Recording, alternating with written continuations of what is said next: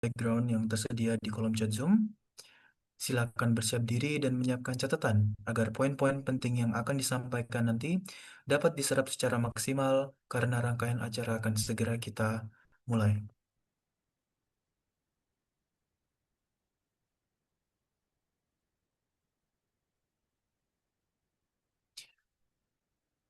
Baik. Assalamualaikum warahmatullahi wabarakatuh. Selamat sore dan salam hangat bagi kita semua. Yang terhormat, Dr. Hendrik S.T.M. Eng dari Universitas Islam Indonesia, selaku pemateri dalam Pesantren Sains Data pada sesi kali ini. Yang kami hormati Bapak Khalid Haryono, STM Kom, yang sore ini akan memberikan kultum, sekaligus memandu diskusi sebagai moderator kita, serta seluruh hadirin baik tenaga pendidik maupun mahasiswa yang telah meluangkan waktu untuk hadir di ruang virtual ini. Segala puji kita haturkan kepada Allah Subhanahu wa Ta'ala atas kesempatan dan kesehatan sehingga kita bisa berkumpul dalam agenda Pesantren Sains Data 2026 sesi keempat ini pada Kamis 5 Maret 2026. Tema besar yang akan kita bedah hari ini adalah From Web to Structured Data, an LLM Augmented Approach to Knowledge Extraction. Sebelumnya, perkenalkan, saya Alfi Akbar Ahmada yang akan bertindak sebagai Master of Ceremony selama webinar berlangsung. Dan perlu diketahui bahwa program ini diinisiasi oleh Center of Data Science UII dengan dukungan penuh dari jurusan Informatika UII dan IT Centrum UII. Kami sangat mengapresiasi kolaborasi ini dalam menciptakan ruang belajar yang sangat inspiratif. Sebagai penyemangat, kami menyediakan door prize berupa saldo e-wallet senilai Rp100.000 bagi 3 peserta yang paling aktif dan dengan pertanyaan terbaik saat sesi diskusi. Hadirin yang berbahagia, mari kita awali pertemuan sore ini dengan membaca basmalah bersama. Bismillahirrahmanirrahim. Bismillahirrahmanirrahim. Melangkah ke agenda pertama, kita akan menyimak penyampaian kultum dari Bapak Khalid Haryono, STMKOM. Kepada Bapak Khalid, kami persilakan. Baik, terima kasih Mas Alfi. Mas Alfi, suara saya terdengar dengan baik? Terdengar, Pak? Baik. Eh, Bismillahirrahmanirrahim. Assalamualaikum warahmatullahi wabarakatuh. Alhamdulillahirabbil alamin. Allahumma shalli ala sayyidina Muhammad wa ala ali sayyidina Muhammad. Asyhadu an la ilaha illallah wa la syarika lahu wa asyhadu anna Muhammadan abduhu wa rasuluhu la nabiyya ba'dah. Saya hormati Pak Fathan selaku pengurus, sekarang pimpinan di Data Science. Sebelumnya sangat aktif Pak Hatta sedang berhalangan. Mudah-mudahan Allah berikan kesembuhan dengan beliau sehingga bisa aktif kembali di Sains Data ini. Yang saya hormati juga Pak Hendrik, ngisi pemateri utama hari ini.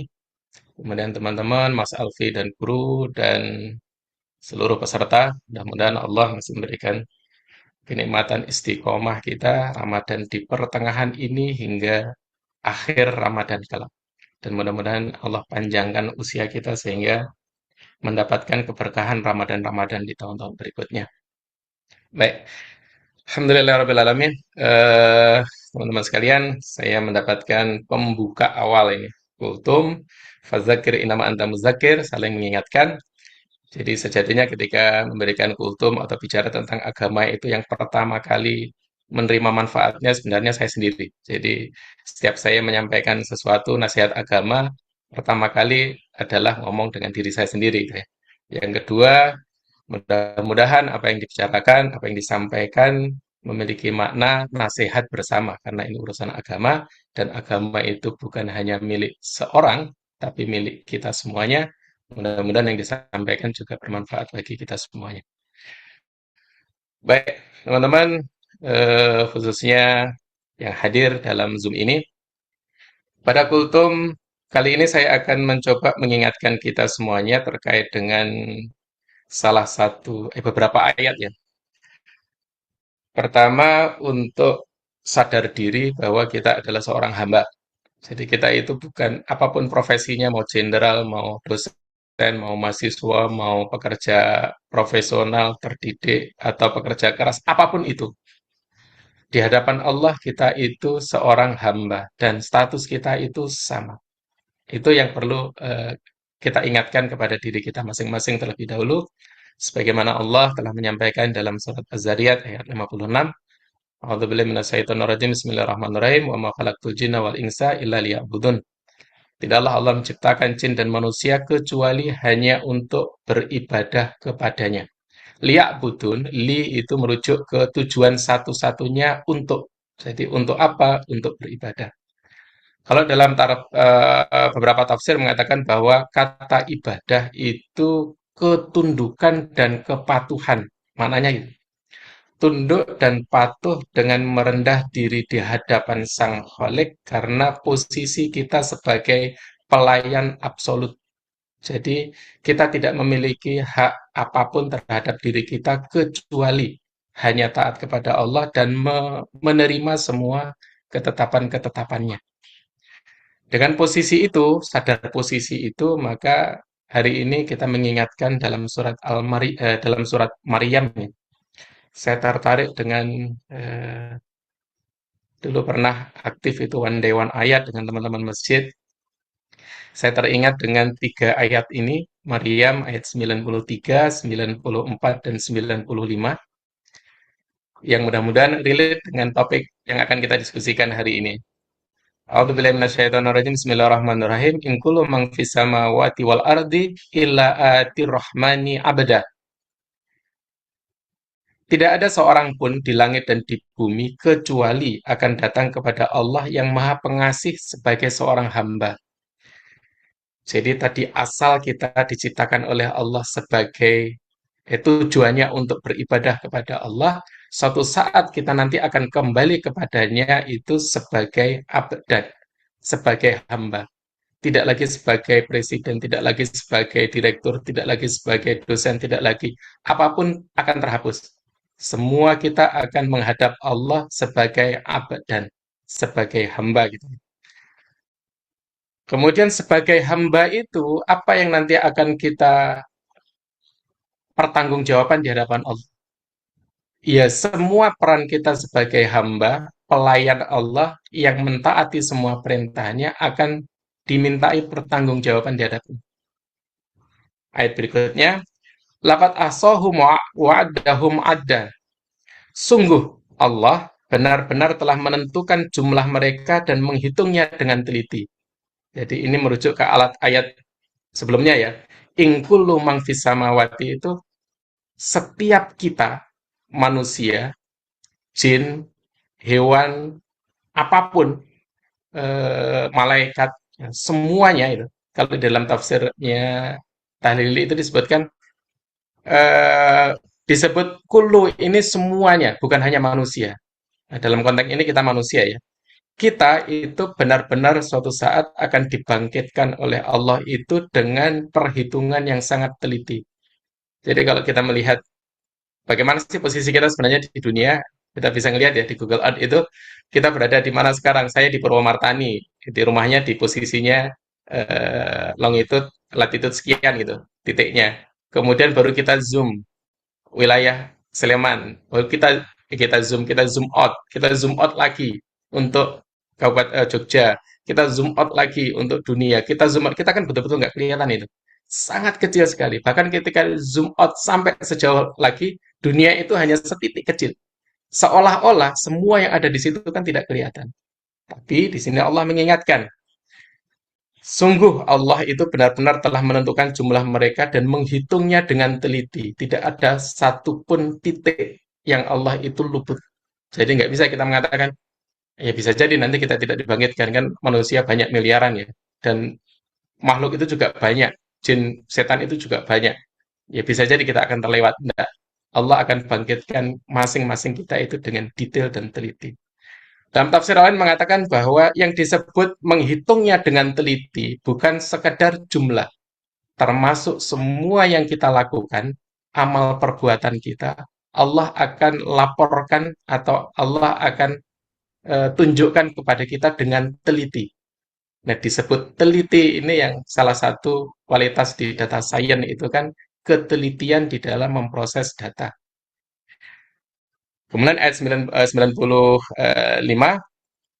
wa kulluhum atihi yaumal qiyamati farda. Dan masing-masing kita akan menghadap kepada Allah di hari kiamat nanti farda. Farda itu sendiri-sendiri. Ini relate dengan ayat yang lain. Allah katakan, ya ayyuhalladzina amanu qu anfusakum wa ahlikum naro. Pertama kali jagalah dirimu, baru keluargamu dari api neraka. Nah, karena kita akan berhadapan dengan Allah nanti sendiri-sendiri, saya mengajak kepada diri saya dan kita semuanya yang hadir pada bulan Ramadan ini adalah bulannya kita itu berdua-duaan dengan Allah. Kita latihan menghadap kepada Allah sendiri-sendiri dengan amal soleh yang sebaik dan sebanyak mungkin yang bisa kita lakukan. Karena bulan ini Allah sediakan sebagai atmosfer yang sangat mendukung spiritual kita ya untuk berdekat-dekatan dengan Allah.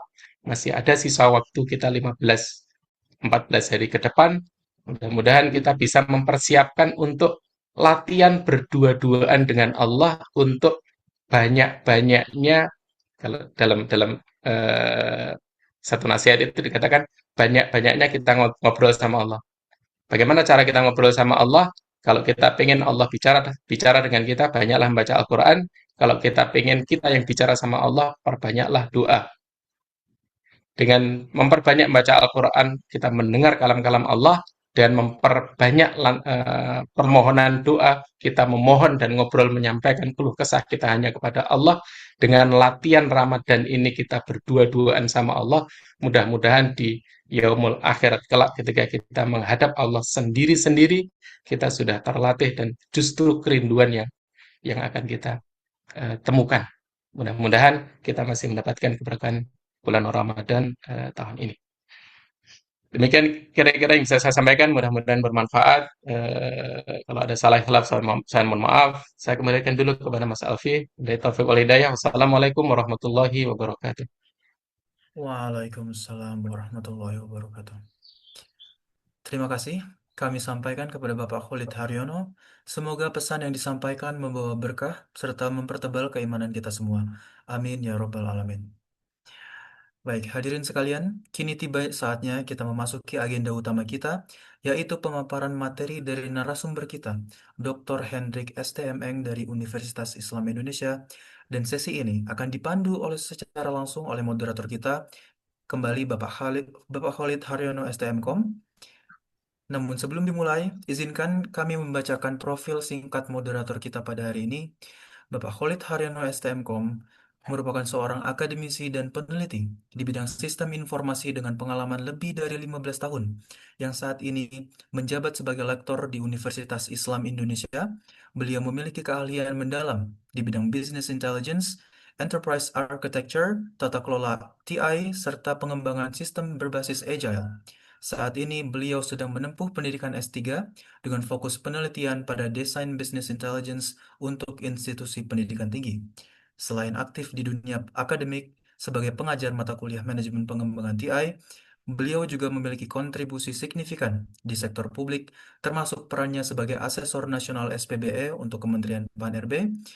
Rekam jejak profesionalnya mencakup berbagai publikasi ilmiah internasional dan keterlibatan aktif sebagai pembicara di konferensi mancanegara seperti di Jepang dan Thailand. Beliau juga terlibat dalam proyek-proyek strategis seperti pengembangan e-voting daerah dan digitalisasi sektor pendidikan melalui program Machine Fund KD Reka. Selanjutnya, kendali acara saya serahkan sepenuhnya kepada Bapak Khalid Haryono. Kepada Bapak Khalid Haryono, kami persilakan kembali. Baik, terima kasih Mas Alfi. Alhamdulillah, Rabbil Alamin. Teman-teman semuanya yang sudah hadir pada event hari ini. Saya diminta untuk memandu acara hari ini, untuk memandu pembicara utama kita, Bapak Dr. Hendrik STMN. Baik, topik insya Allah hari ini saya akan memandu dengan topik diskusi terkait dengan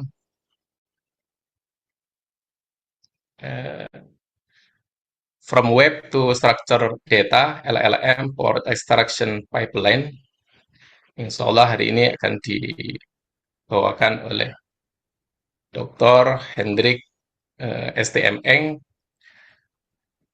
Sebelum ke Pak Hendrik, saya coba mengenalkan dulu beliau. Beliau adalah rekan saya kebetulan di satu bidang keilmuan terkait dengan information system.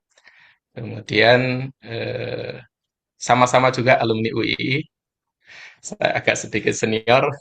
Pak Hendrik angkatan berapa, Pak? 2000, 2099. 2000. Oh, Pak Hendrik 2000, saya angkatan 97. Kemudian cuma kita bernasib agak berbeda. Sekalian saya bacakan ya, kurikulum vitae-nya Pak Hendrik. Posisi beliau eh, baru saja fresh from the oven, S3 selesai di UGM, Electrical Engineering, selesai insya Allah satu bulan yang lalu, Januari 2026 di sini.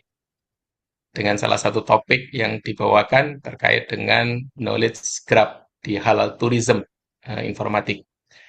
Beliau juga menyelesaikan S2-nya di Computer Science Asian Institute of Technology Thailand, selesai tahun 2010. Pak Hendrik juga menyelesaikan S1 tadi, masuk tahun 2020, keluar di informatika tahun 2005. Saya selesai tahun 2002. Nah, masih selisih tiga tahun. Pak Hendrik ini kebetulan juga salah satu rekan saya rekannya Pak Hendrik utamanya sebenarnya di beberapa kegiatan SPPE ya, sistem pemerintahan berbasis elektronik yang di tahun 2025 kemarin punya ada perubahan yang cukup signifikan terkait dengan pemerintahan digital di Indonesia. Cuma di periode sekarang sepertinya tantangannya jauh lebih rumit karena geopolitik dan seterusnya, PBB posisinya dan seterusnya, itu juga menempatkan sistem pemerintahan berbasis elektronik kita itu menjadi sangat menantang. Karena Pak Hendrik ini punya eh, pengalamannya sangat banyak sekali di sini. Selain di SPPE, beliau juga instruktur, expert konsultan di beberapa event AI, baik AI untuk beragam hal ya, untuk research, untuk writing, untuk dan seterusnya. Kemudian beberapa expert aktif juga di CFDS Visipol UGM, beberapa proyek pemerintahan ngambilnya dari sana. Juga sempat pernah aktif dulu tahun 2021 di PT Gama Tekno, salah satu perusahaan IT di bawah UGM ya. Kemudian PT Pilar, Teknotama, kemudian Digitama, dan seterusnya. Juga pernah bekerja sama di Riau dengan CV Ahlan Karunia di Expert Consultant Develop Executive Information System di Provinsi Riau. Kemudian memiliki skill paling banyak posisi sekarang ada di Grab ya. Jadi web Grab mirip mungkin seperti topik yang akan kita bahas hari ini karena beliau itu banyak bicara tentang AI, LLM dan seterusnya. Hari ini mungkin akan ekstraksi lebih banyak mengeksplorasi terkait dengan struktur data dan pemanfaatan LLM terkait dengan itu khususnya data-data di web. Publikasinya banyak sekali beliau bisa dicek nanti di Google Scholar-nya Pak Hendrik ini. Karena kalau saya bacakan nanti habis waktunya untuk membacakan. Panjang sekali ini CV-nya Pak Hendrik ini. Baik, Pak Hendrik dan teman-teman sekalian, nanti sepanjang beliau menyampaikan, kalau sudah ada ngulik pertanyaan atau komen atau nambahi perspektif yang lain misalnya begitu ya, boleh disimpan dulu atau ditanyakan di chat. Kemudian nanti akan kita bahas setelah Pak Hendrik menyampaikan sesi materinya, gitu nggih. Agar nanti tidak lupa, nanti nunggu terakhir terus lupa. Jadi agar tidak lupa ketika ingat langsung ditulis saja di chat. Kemarin tadi sudah disampaikan Mas Alfi, kita punya 3 paket door prize e-wallet 100.000 bagi penanya yang terbaik yang akan dipilih oleh panitia nanti. Begitu ya. Baik, Bismillahirrahmanirrahim. Bismillahirrahmanirrahim. Untuk paparan pertama kali, mungkin Pak Hendrik sebagai pengantar diskusi, waktu kami persilakan. Ya, terima kasih Gus Hmm. Khalid. Baik, saya coba share screen dulu. Oh,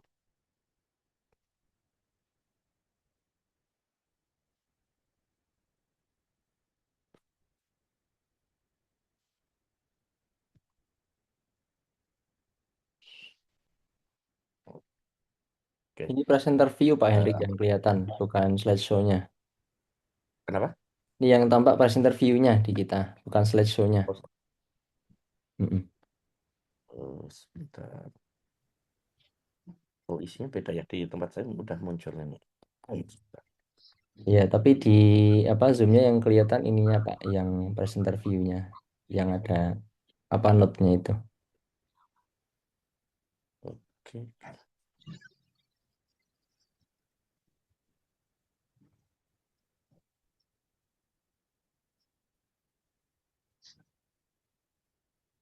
Sebentar. Nggak muncul ya.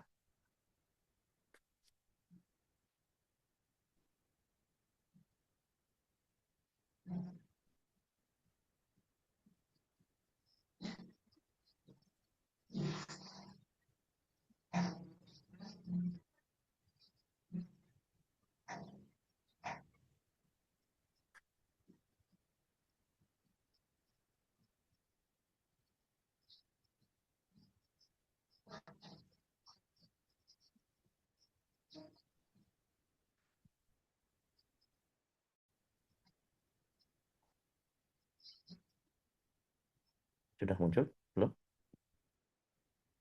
Belum share screen Pak. Belum ya? Oh, belum. Belum terlihat Pak Hendrik. Mm-mm.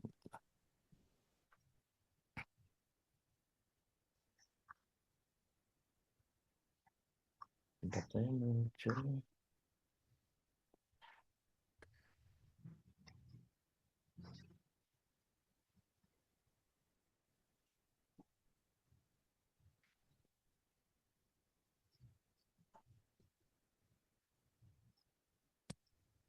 Coba. Muncul ya.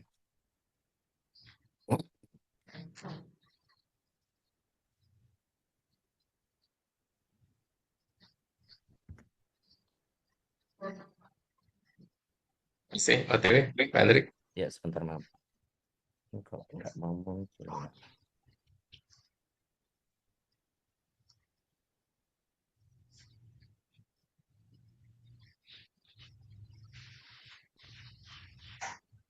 Hmm. Apakah sudah Ya, muncul? sudah terlihat. Coba ya. Sudah betul ya sekarang ya. Presenter sudah slideshow ya. Oke, baik. Oke, sudah terlihat. Oke, bismillahirrahmanirrahim. Assalamualaikum warahmatullahi wabarakatuh. Waalaikumsalam. Waalaikumsalam warahmatullahi Alhamdulillahirrahmanirrahim. Wassalatu wassalamu ala asrafil anbiya'i wal mursalin wa ala alihi washabbihi ajmain amma ba'd. Yang saya hormati Bapak Ahmad Fatan Hidayatullah, PhD, selaku pengurus dari Center of Data Science Universitas Islam Indonesia.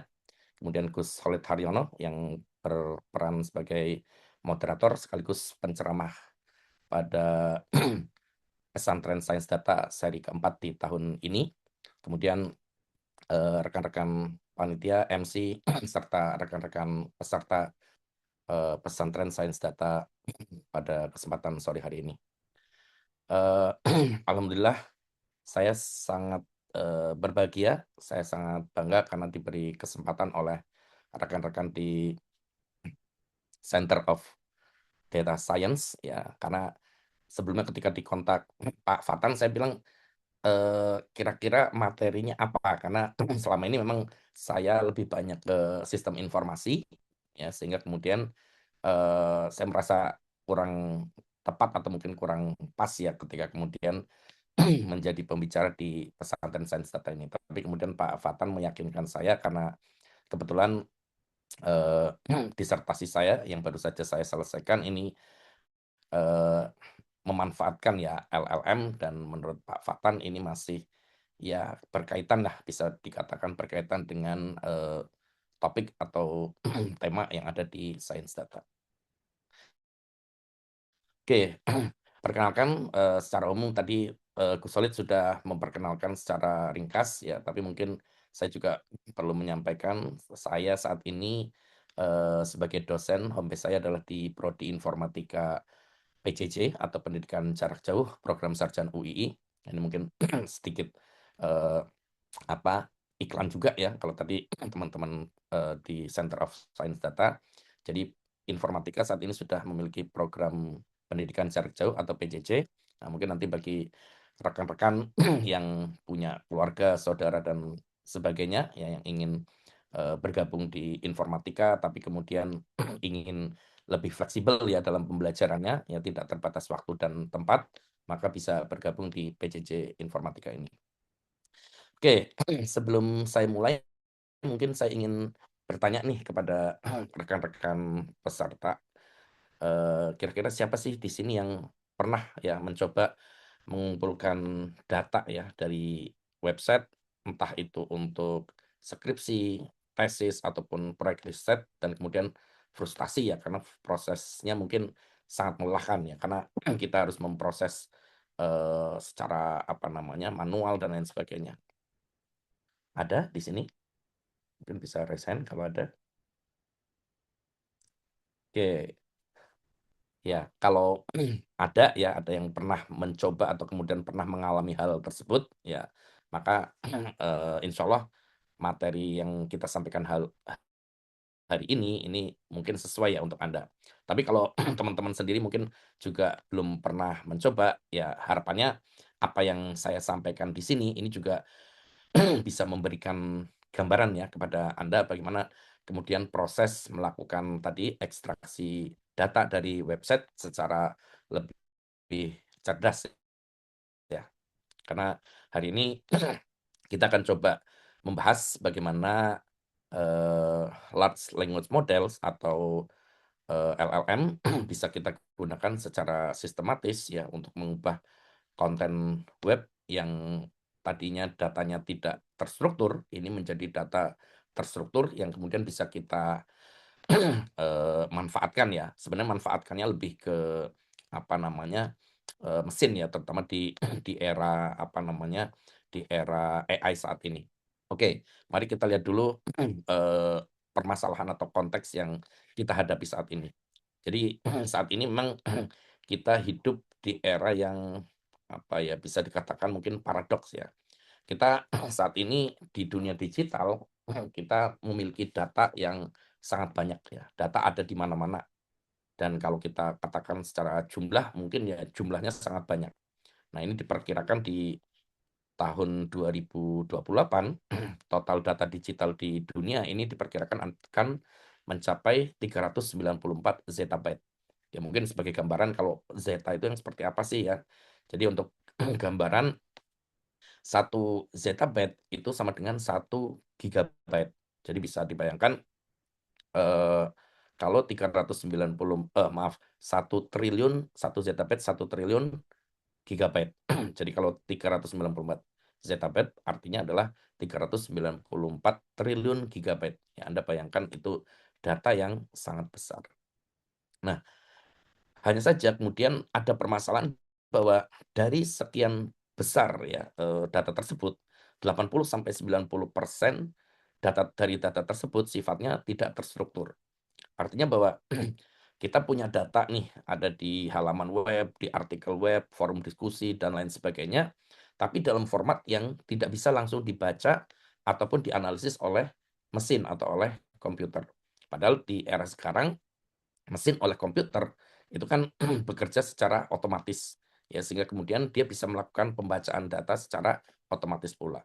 Nah, oleh karena itu memang dari sisi kita sebagai manusia kita diuntungkan ya dengan banyak data.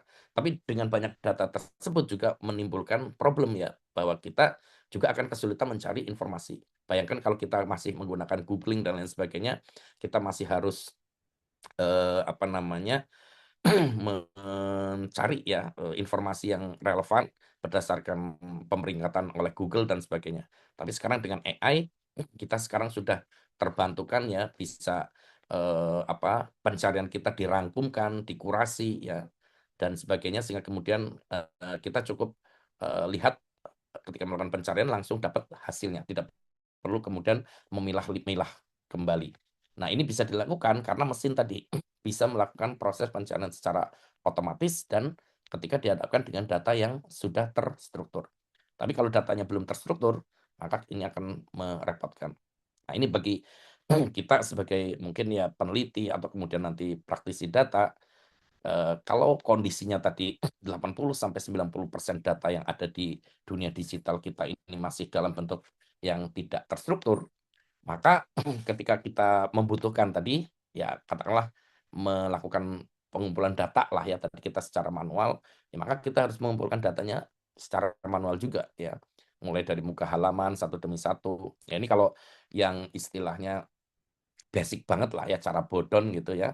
Kita harus mungkin menyalin informasi dari web, kemudian kita copy paste ke dalam spreadsheet dan lain sebagainya, kita rapikan, kita bersihkan dan seterusnya. Baru kita bisa memanfaatkannya.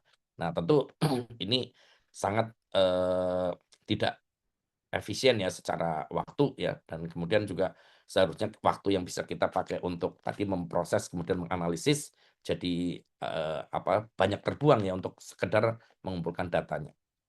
Nah, alternatifnya kalau yang lebih advance ya, yang umumnya banyak digunakan adalah dengan menggunakan teknik scraping ya, teknik scraping berbasis rule atau berbasis aturan, entah itu dengan regex, dengan CSS selector ataupun XPath. Ini memang secara umum lebih cepat ya prosesnya, tapi biasanya banyak akan terkendala ya, akan terkendala kalau suatu saat mungkin website yang menjadi target kita itu berubah ya, berubah halamannya atau struktur webnya dan sebagainya, sehingga kemudian aturan yang sudah kita tentukan tadi di rule base-nya tadi menjadi rusak dan mungkin kita harus tulis ulang. Nah, jadi di sini kita akan membahas ya materi terkait dengan bagaimana kita memproses proses ekstraksi tadi dengan cara yang lebih terstruktur ya. Jadi kita mengubah konten web yang tidak struktur menjadi yang terstruktur dengan cara yang otomatis, dalam artian otomatis nanti tetap dalam kontrol atau kendali kita, yang kemudian akurat serta konsisten.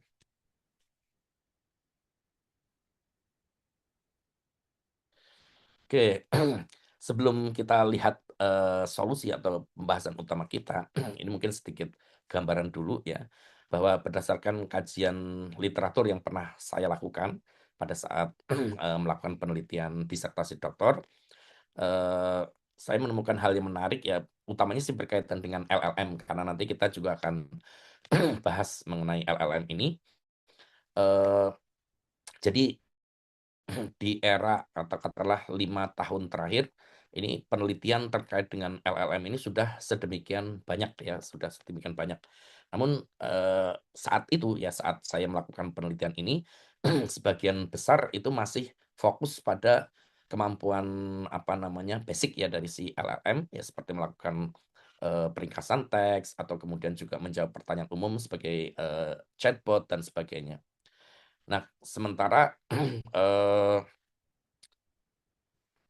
pada saat itu belum saya temukan ya perbandingan sistematis ya antara berbagai macam model LLM untuk tugas yang spesifik ya, yang sangat spesifik.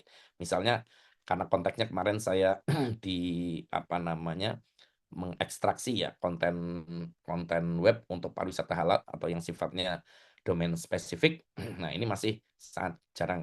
Nah, kebanyakan penelitian yang ada pada saat itu hanya menguji satu atau dua model saja ya, bukan membandingkan lebih dari dua atau beberapa model sekaligus dengan kondisi yang identik. Nah, kemudian selain itu ada juga permasalahan mengevaluasi atau menilai kualitas sumber sebelum melakukan ekstraksi. Nah, ini merupakan sesuatu yang penting tapi hampir eh, hampir jarang ya, hampir jarang yang membahasnya ya. Di penelitian saya terkait dengan knowledge graph yaitu sangat minim ya pembahasan tentang evaluasi sumbernya. Biasanya prosesnya ya kita punya sumber data kemudian langsung ekstraksi dengan asumsi tadi sumber datanya ya entah tadi ada proses evaluasi atau tidak. Nah, maka kemudian berdasarkan hal itu kemudian menjadi celah penelitian yang kemudian memotivasi saya untuk melakukan penelitian ini. Dan hari ini saya akan mencoba membagikan kepada rekan-rekan sekalian ya terkait dengan eh, ya tadi part of my research ya atau penelitian saya, ya ini tadi terkait dengan evaluasi sumber data dan proses ekstraksi ya yang kemudian memanfaatkan LLM atau large language model untuk prosesnya. Oke, oke. Mungkin sedikit tambahan ya, sedikit gambaran. Tadi saya sedikit tadi membahas bahwa untuk melakukan proses ekstraksi kita tadi bisa cara yang paling manual ya, paling manual salin tempel dan lain sebagainya. Atau kemudian yang agak advance adalah dengan menggunakan pendekatan rule based. Nah, jadi kalau di slide mungkin terlihat beberapa pendekatan ya ekstraksi website. Nah, untuk generasi yang pertama tadi saya katakan adalah pendekatan berbasis aturan ya atau rule based. Nah, ini pendekatan ini saya yakin sampai sekarang masih banyak digunakan.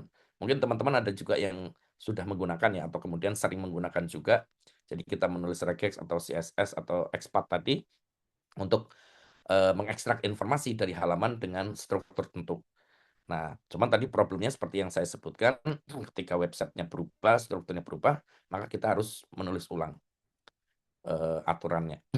Nah, kemudian untuk pendekatan yang kedua itu adalah pendekatan berbasis NLP ya atau Natural Language Processing, di mana yang umumnya yang sering digunakan yang beberapa penelitian itu mendapatkan hasil yang apa namanya yang akurat yaitu dengan menggunakan kombinasi BI, LSTM, CRF dengan BERT. Ya, ini mungkin mainannya Pak Fatan ya yang banyak berkecimpung di dunia NLP ini.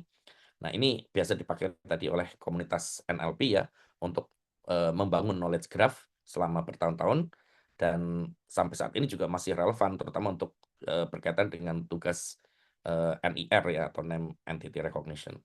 Nah, keunggulannya dengan pendekatan ini memang lebih general apa namanya lebih general ya dibandingkan yang rule based tadi karena metode ini atau pendekatan ini bisa memahami konteks kalimat. Nah, tapi kelemahannya butuh training ya terhadap data latih ya untuk apa namanya data latih yang berlabel untuk setiap domain. Nah, dan kemudian dia juga sifatnya sensitif ya kalau terjadi perubahan terhadap domain. Jadi modelnya itu dilatih untuk satu domain tertentu dan belum tentu bisa bekerja untuk domain yang lain. Jadi masih ada keterbatasan ketika kita menggunakan di konteks yang lain atau di domain yang berbeda, maka kita perlu melakukan pelatihan lagi. Nah, pendekatan yang tiga ini yang terbaru ya, ini yang kemudian coba saya gunakan juga, ini adalah pendekatan berbasis LLM ya. Jadi di sini kelebihannya dibandingkan pendekatan yang kedua, ini dia tidak butuh data latih yang berlabel dan kemudian kita bisa menggunakan instruksi dalam bahasa alami kita ya misalkan dalam bahasa Inggris atau dalam bahasa Indonesia dan sebagainya. Kemudian juga dia fleksibel terhadap variasi struktur halaman. Jadi tidak peduli halaman webnya berubah dan lain sebagainya, dia bisa memahami konteksnya ya. Dan kemudian juga sifatnya tidak domain spesifik dalam artian ketika kita membuat apa namanya dengan menggunakan LLM ini kita paling butuh prompt ya. Nah, nanti tinggal disesuaikan promptnya untuk domain tersebut, tidak perlu data latih dan sebagainya. Nah, cuma kelemahannya, nah ini ketika kita memilih model apa sih yang tepat serta parameter apa yang mungkin perlu disesuaikan. Nah, ini yang kemudian saya coba terapkan ya di apa namanya di penelitian ini. Nah, jadi secara umum mungkin sedikit saya menceritakan ya berkaitan dengan konteks ya dari mana bagian penelitian ini berasal. Jadi materi yang saya bawakan hari ini merupakan bagian dari penelitian disertasi doktoral saya yang baru saja saya selesaikan. Ini berkaitan dengan pengembangan metodologi untuk mengembangkan atau membangun Halal Tourism Knowledge Graph atau HTKG atau Graf Pengetahuan Pariwisata Halal, di mana knowledge graph ini merupakan sistem pengetahuan yang mengintegrasikan informasi pariwisata halal dari berbagai sumber web yang tersebar. Di kasus ini saya menggunakan Jepang ya sebagai studi kasus karena konteksnya dia adalah negara non Muslim ya, tapi negara non Muslim yang kemudian banyak menjadi destinasi utama ya dari wisatawan-wisatawan Muslim. Nah, kenapa tidak katakanlah pilih Indonesia atau Malaysia? Sempat penguji saya juga mempertanyakan hal ini. Nah, pertimbangan saya karena kalau negara Muslim ya relatif wisatawan Muslim itu tidak akan terkendala ya, mungkin dia tidak perlu effort, tidak perlu repot untuk mencari informasi terkait dengan makanan halal. Umumnya mereka akan percaya diri bahwa oh karena saya datang ke Indonesia atau ke Malaysia, insya Allah makanannya akan halal. Atau kemudian untuk menemukan makanan-makanan halal relatif lebih mudah ya, karena di Indonesia juga banyak tersertifikasi ya, logo-logo halal akan terpampang dan sebagainya, sehingga mereka tidak butuh informasi ya, tidak terlalu effort ya untuk mendapatkan informasi. Sementara kalau kita ke negara-negara non-Muslim seperti di kasus Jepang, maka kita perlu upaya lebih ya, perlu upaya lebih untuk mencari informasinya ya, sehingga kita bisa mengetahui oh di mana nih resto halal atau makanan halal, tempat sholat dan lain sebagainya. Nah, selain itu juga secara umum kalau secara teori ya saya melihat bahwa Jepang ini sendiri juga merupakan negara yang sedang aktif ya membangun infrastruktur halal turismenya, sehingga kemudian ini menjadi menarik karena tentunya mereka akan profit dengan banyak informasi atau data ya, dan ini mungkin ya sangat banyak kita temukan informasinya ketimbang waktu saya mencari misalkan halal tourism di Indonesia gitu. Ini yang muncul cuma berita-berita tentang halal tourism ya, lebih ke gimmick. Sementara ketika saya mencari halal tourism Jepang gitu, ya muncul banyak website-website terkait dengan pariwisata halal. Dan kemudian secara market ya, pasar pariwisata halal di Jepang sendiri ternyata ya memang sangat berkembang ya. Di tahun 2025 ini dia diperkirakan mencapai 598,9 juta ya, dengan kenaikan sekitar 5,5%. Nah, tantangannya ya karena tadi banyak informasi yang tersebar di website dan heterogen, ini maka kemudian menjadi tantangan untuk kemudian kita memperoleh informasinya. Oke, demikian tadi sedikit konteks ya, atau kemudian latar belakang bahasan kita pada kali hari ini. Nah, kita masuk sekarang ke bahasan utama kita, yakni proses evaluasi sumber dengan ekstraksi pengetahuan. Jadi di sini bagaimana yang terlihat di slide, komponen pertama yang akan kita bahas nantinya adalah berkaitan dengan evaluasi kualitas sumber. Jadi sebelum mengekstrak data dari website, kita perlu memastikan bahwa website yang akan kita proses tadi memang layak dijadikan sebagai sumber data. Nah, di sini nanti kita akan menggunakan LLM juga untuk membantu dalam menilai kualitas website secara otomatis.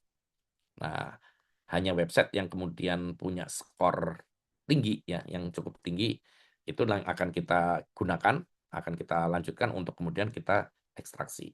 Nah, ini di komponen kedua nantinya itu adalah proses ekstraksi. Di sini konten web diambil, dibersihkan, kemudian LLM akan mengekstrak entitas sesuai dengan skema yang kita definisikan. Ya, jadi kalau misalkan kemarin di konteks pariwisata halal, beberapa skema yang saya definisikan termasuk berkaitan dengan restoran halal, kemudian tempat sholat ya, masjid atau prayer room dan sebagainya, kemudian ada juga Muslim friendly accommodation ya, termasuk hotel dan sebagainya. Nah, kemudian nantinya outputnya itu akan dalam bentuk data yang terstruktur, baik bisa kita ekspor sebagai CSV, sebagai JSON ataupun sebagai Excel ya. Nah, kemudian pada saat itu saya membuat komponen ini sifatnya modular ya. Modular artinya bahwa untuk setiap tahapan tadi proses evaluasi sumber ataupun nanti ekstraksi pengetahuan itu menggunakan tool yang bisa berbeda atau bahkan LLM yang berbeda. Jadi karena memang yang namanya LLM ini kan perkembangannya sangat cepat ya, dalam 2-3 bulan itu sudah ada versi terbaru ya, versi terbaru atau model LLM terbaru. Jadi kalau kita ngikutin perkembangannya ini akan sangat ruwet. Nah, jadi memang saya coba bagi waktu itu dalam 6 bulan atau per semester satu tahapan itu saya lalui dan saya lihat LLM apa sih yang saat itu sedang populer dan itu yang coba saya gunakan untuk eh, memilih ya atau melakukan perbandingan untuk setiap tahapannya.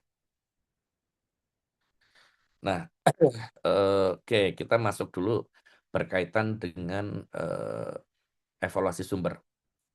Nah, mungkin sebelumnya saya ingin menanyakan tadi kalau misal ada teman-teman yang pernah melakukan ekstraksi data ya, ini seberapa banyak sih yang pernah melakukan apa ya istilahnya evaluasi atau kemudian secara eksplisit memilih serta kemudian menilai kualitas dari sumber datanya.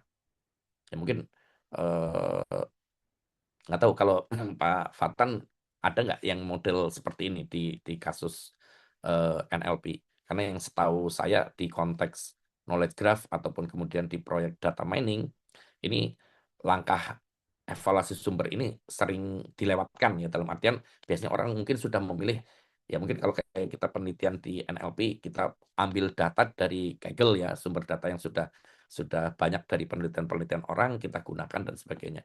Tapi kalau kita pure ya konteks saya seperti konteks saya di pariwisata halal harus katakanlah belum ada sumber datanya maka kemudian ini juga menjadi hal yang penting ya untuk kemudian eh, kita melakukan dulu evaluasi sumbernya.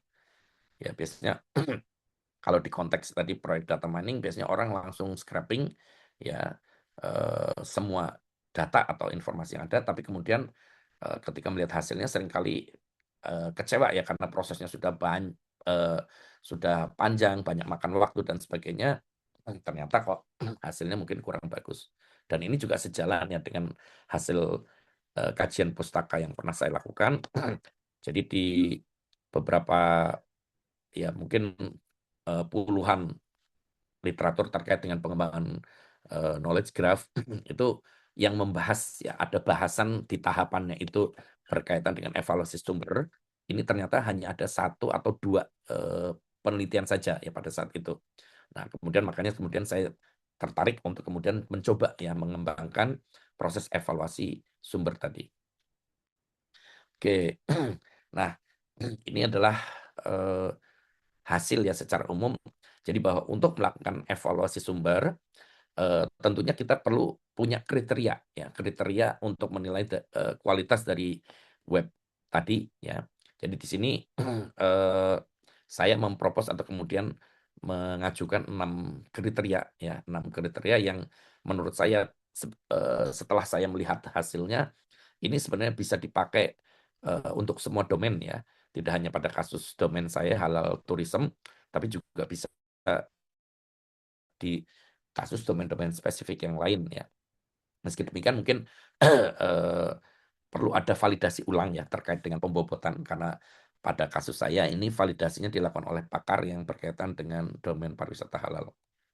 Nah, adapun kriteria ini saya prosesnya adalah mengembangkan dari 2 sumber yang saling melengkapi, yakni berdasarkan kajian literatur. Jadi saya lihat dulu di berbagai kajian atau penelitian yang ada ya terkait dengan proses evaluasi sumber ya atau berkaitan dengan evaluasi website.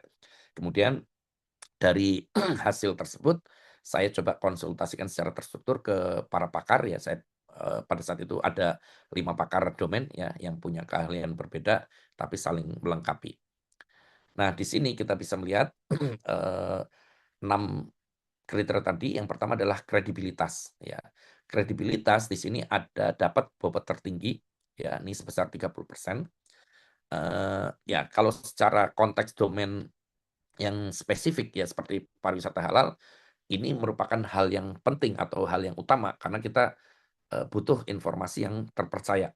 Jangan sampai kemudian informasi yang kemudian diekstrak kemudian saya buatkan graf pengetahuannya ternyata tidak sesuai. Ya misalnya tadi di kasus pariwisata halal kalau dikatakan resto A ini menyediakan makanan halal. Tapi ketika kemudian kita datangi ternyata kok makanannya nggak halal. Nah ini kan fatal. Apalagi kalau sampai kemudian ternyata kita nggak tahu nih dikatakan resto halal menyediakan makanan halal, tapi ternyata sampai di sana kita makan dengan tenang ya Tapi ternyata kita setelah itu tahu bahwa itu ternyata tidak halal. Nah ini tentunya fatal ya. Nah oleh karena itu tadi makanya kemudian kredibilitas dari websitenya ini menjadi komponen yang utama sehingga kemudian bobotnya tinggi. Nah kemudian di tempat kedua itu adalah relevansi. Nah ini ada di urutan kedua dengan bobot 24%. Nah kalau di konteks ini website yang terpercaya saja tidak cukup ya. Tapi kita juga perlu website yang relevan dengan domain yang kita hadapi. Ya sebagai contoh misalkan teman-teman semua di sini yakin lah ya misalkan kalau saya sodorkan uii.ac.id misalnya. Nah, ini kan pasti teman-teman akan yakin oh ini websitenya memang kredibel karena dikelola oleh institusi pendidikan tinggi ya. Nah, tapi ketika tadi dikontekskan untuk domain saya misalnya pariwisata halal, nah bisa jadi informasinya ini tidak relevan karena mungkin memang tidak ada informasi-informasi yang dibutuhkan untuk saya mengekstrak data-data pariwisata halal. Nah, sehingga kemudian kalau diujikan ya katakanlah diujikan dengan sistem saya tadi ini ui.ac.id meskipun kredibel dia tidak masuk dan sebagainya. Nah, kemudian ada kualitas konten ya ini mencakup akurasi, keandalan serta seberapa up to date informasinya. Ditambah lagi nanti ada aksesibilitas, coverage, serta comprehensiveness. Ya meskipun mereka bobotnya tidak terlalu besar ya kalau kita lihat agak jomplang ya. Ini rata-rata 8-9%, tapi bukan berarti mereka tidak penting ya. Karena memang bobot rendah ini hasil konsensus dari pakar. Nanti kita akan lihat prosesnya. Nah, kemudian untuk menggunakan kriteria ini saya menetapkan threshold itu 70% ya thresholdnya. Jadi di sini ketika dievaluasi kalau websitenya punya nilai di atas 70% itu baru saya gunakan sebagai calon atau alternatif untuk sumber pengetahuan saya ya. Jadi di sini harapannya kenapa 70% ini untuk memastikan si websitenya ini tidak hanya unggul ya di salah satu kriteria atau dimensi saja tapi juga ya tadi secara keseluruhan. Jadi kita melihatnya seperti itu. Nah, tadi kita sudah membahas nih ada bobot-bobot dan lain sebagainya. Nah, bobot kriteria di sini ini tidak saya tentukan secara subjektif atau secara sembarangan ya. Tapi saya di sini menggunakan dua metode perankingan, yakni rank order centroid dengan reciprocal rank reciprocal. Jadi dua metode yang banyak digunakan dalam proses pengambilan keputusan yang sifatnya multi kriteria ya. Nah, dua metode ini bekerja dari data yang sama ya. Istilahnya kita pakai data yang sama tapi kemudian diterapkan untuk dua metode tadi. Nah, saya di sini meminta si pakar, 5 pakar tadi, untuk meranking 6 kriteria tadi berdasarkan tingkat kepentingannya. Jadi menurut pakar A, ya ini misalkan di tabel kita bisa lihat S1 ya, credibility ya di sini cuma 15%. Nah, ini artinya dia menurut dia bobot tertingginya atau tingkat kepentingannya itu bukan di kredibilitas, tapi yang lebih utama adalah relevansi dulu. Nah, seperti itu. Jadi ini setiap pakar melihat tingkat kepentingannya berbeda-beda. Nah, kemudian dari hasil rankingan tadi, ya misalkan pakar pertama menempatkan credibility di ranking ketiga, kemudian relevansi di ranking pertama, content quality di ranking kedua dan seterusnya. Nah, ini baru kemudian kita hitung dengan menggunakan metode ROC dan RR ini. Nah, menariknya meskipun mungkin ini adalah dua metode yang berbeda, hasil dari ROC dan RR ketika tadi melakukan pembobotan perankingan dari pakar ini itu hasilnya hampir sama ya. Jadi untuk konsensus saya melakukan perhitungan kedua bobot ini dengan melakukan mengambil rata-rata ya rata-rata dari kedua bobot tadi ya. Jadi ini kenapa saya coba mengambil dua metode ini supaya harapannya pada saat melakukan tadi pembobotan ini meminimalisir potensi bias yang mungkin muncul ya yang mungkin muncul ketika saya hanya menggunakan katakanlah satu metode saja. Jadi di sini harapannya kedua metode ini dan memang terbukti seperti itu kedua metode ini saling mengkonfirmasi ya dengan selisih hasil yang tidak terlalu berbeda.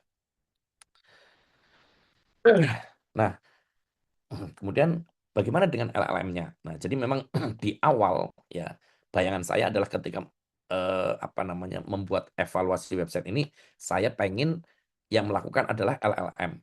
Tapi saya tidak yakin karena pada saat itu salah satu promotor saya juga mempertanyakan apa iya bisa. Nah, dalam artian apa memungkinkan LLM itu bisa dipakai untuk mengevaluasi. Ya memang pada saat itu saya belum menemukan penelitian sejenis yang katakanlah tadi proses evaluasi atau penilaian dilakukan oleh LLM. Nah, tapi kemudian saya coba meyakinkan promotor saya untuk saya coba Bu gitu. Jadi di sini LLM juga saya beri tugas sama seperti dengan pakar tadi. Kalau pakar kan tadi melakukan perankingan kemudian saya hitung manual bobotnya. Nah, kalau LLM ini saya langsung minta, saya tidak minta perankingan tapi saya minta dia berdasarkan 6 kriteria yang ada ini dia menentukan bobotnya. Nah, eh, kalau kita lihat di sini di tabel ini ada human ROC atau human RR, ini adalah hasilnya tadi. Ya, jadi yang tadi saya katakan hasilnya mirip-mirip ya atau tidak terlalu berbeda jauh ya sehingga saling mengkonfirmasi. Nah, sementara 4 kolom lain ini ada BART, Cloud2, ChatGPT-4 dan Llama 2 ini adalah model-model LLM yang saya gunakan saat itu untuk membandingkan hasilnya. Ya, secara umum kalau kita lihat ya secara sekilas saja ini juga hasilnya hampir mirip ya dengan pembobotan oleh manusia. Urutannya juga mirip-mirip juga. Nah, kecuali memang kalau perhatikan mungkin untuk di Cloud 2. Oh ya, mungkin sedikit menginfokan bahwa untuk proses evaluasi oleh LLM, saya melakukan running 3 kali ya untuk setiap modelnya supaya saya memastikan bahwa model tersebut akan menghasilkan hasil yang konsisten. Karena kan yang namanya LLM kalau kita ingat atau kemudian teman-teman pernah tahu ya prosesnya ini kan berdasarkan probabilitas ya. Jadi sehingga kemudian hasilnya black box, kadang seringkali kita tidak mengetahui ada apa sih sebenarnya yang terjadi di baliknya. Nah, oleh karena itu tadi untuk menguji konsistensi saya mencoba melakukan running 3 kali untuk setiap model. Dan hasilnya memang untuk yang Cloud 2 ini dia ada sedikit anomali ya karena di running kedua dan ketiga ini hasilnya bervariasi ya sehingga hasilnya reliabilitasnya lebih rendah ya dibandingkan model yang lain. Nah, ini temuan awal saya ya hasilnya seperti ini. Ya, sebelumnya saya pikir sudah oke. Tapi kemudian untuk memastikan bahwa hasilnya itu sesuai, maka kemudian saya mencoba melakukan pengujian secara statistik. Ya, untuk memastikan bahwa hasil yang diberikan oleh antara pakar dengan LLM tadi ini bukan bukan kebetulan yang karena kebetulan hasilnya seperti itu bisa jadi nanti berbeda. Nah, oleh karena itu saya coba uji secara statistik. Nah, untuk uji secara statistik yang pertama saya lakukan adalah dengan melakukan pengujian normalitas ya terhadap data yang ada. Di sini saya menggunakan Shapiro-Wilk ya untuk mengetahui distribusi data ya sebelum memilih metode statistik yang cocok ya untuk melakukan hipotesis testing. Nah, karena secara umum sebenarnya datanya terdistribusi normal ya untuk hampir sebagian besar model. Tapi untuk khusus Cloud 2 itu karena tadi di running kedua dan ketiganya ada anomali ya kemudian menjadi distribusinya tidak normal. Nah, karena ada 2 kondisi seperti ini, ada yang normal, ada yang tidak normal, akhirnya saya memutuskan untuk menggunakan metode yang sifatnya non parametrik yang lebih fleksibel, yakni dengan menggunakan min-mean. Nah, di sini untuk uji hipotesisnya, saya punya 2 hipotesis, yakni hipotesis 0, yakni tidak ada perbedaan signifikan antara bobot dari pakar atau human dan LLM. Sementara untuk hipotesis alternatifnya adalah ada perbedaan yang signifikan. Dan hasilnya yang yang dihasilkan itu adalah hipotesis yang 0 ya yang dipilih. Karena p-value untuk semua model itu berkisar antara 0,8 sampai 1,0. Dan karena p-value ini nilainya lebih dari 0,05 maka H0-nya diterima.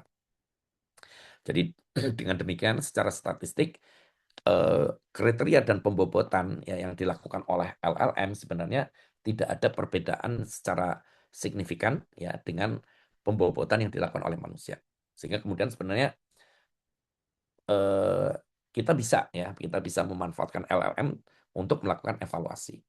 Nah, kemudian berdasarkan hal itu saya coba kembangkan lagi setelah saya dapatkan kriteria dan bobotnya, dan yang ternyata bobotnya itu juga eh, apa namanya yang dihasilkan oleh LLM juga tidak beda dengan eh, pakar manusia, maka kemudian itu saya coba gunakan, saya buat tool berbasis web untuk melakukan evaluasi website ini.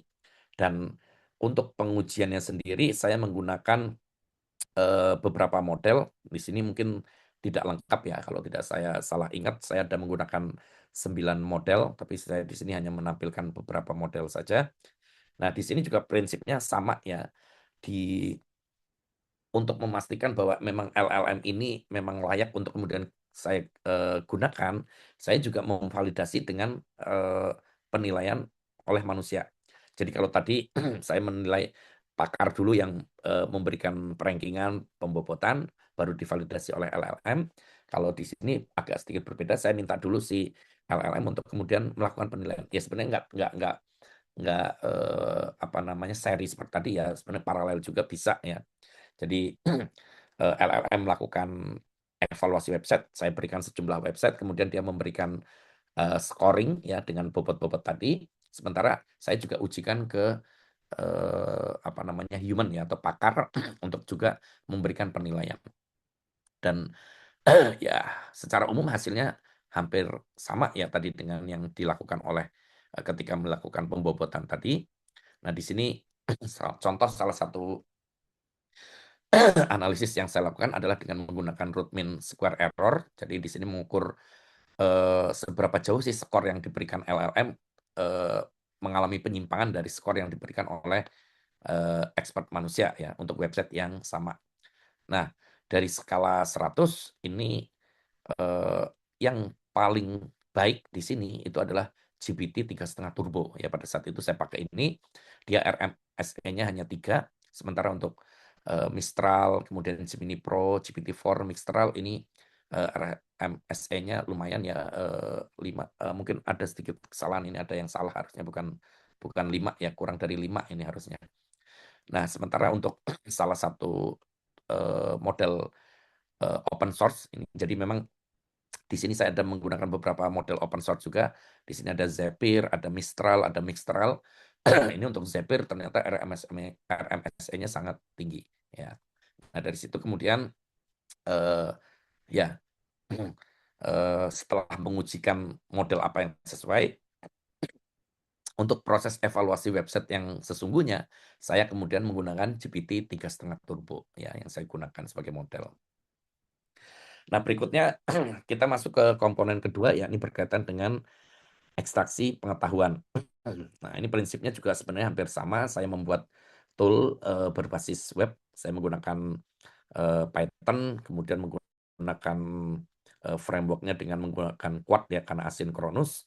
Kemudian juga saya menggunakan tool namanya Crawl for AI, ada Pandas, ada Pydantic. Nah, ini tool-tool library Python ya. Mungkin kalau teman-teman yang berkecimpung di science data sudah sering ya atau banyak menggunakan Python atau kemudian library-library ini, dan saya coba memanfaatkannya juga. Nah, jadi untuk tool ini saya bangun dengan 5 layer ya. Layer pertama tadi ada antarmukanya. Ya, di sini saya menginputkan URL-nya, kemudian konsep apa yang akan diekstrak, ya, kemudian halamannya. Ini biasanya kalau ketika informasinya dalam bentuk grid, kemudian ada pagination-nya, saya tampilkan ada pilihan untuk mengekstraknya dari halaman berapa sampai halaman berapa. Nah, kemudian, nah ini sama seperti tadi, saya menggabungkan beberapa model, tapi untuk memastikan model apa yang sesuai atau yang tepat, saya juga memberikan pilihan. Ini juga saya running 3 kali, saya ujikan untuk semua model. Jadi di sini ada pilihan modelnya. Nah, sebenarnya kalau di real ekstraksinya, saya hanya menggunakan model yang terbaik ya hasil dari evaluasi tadi, jadi tidak perlu milih lagi sebenarnya.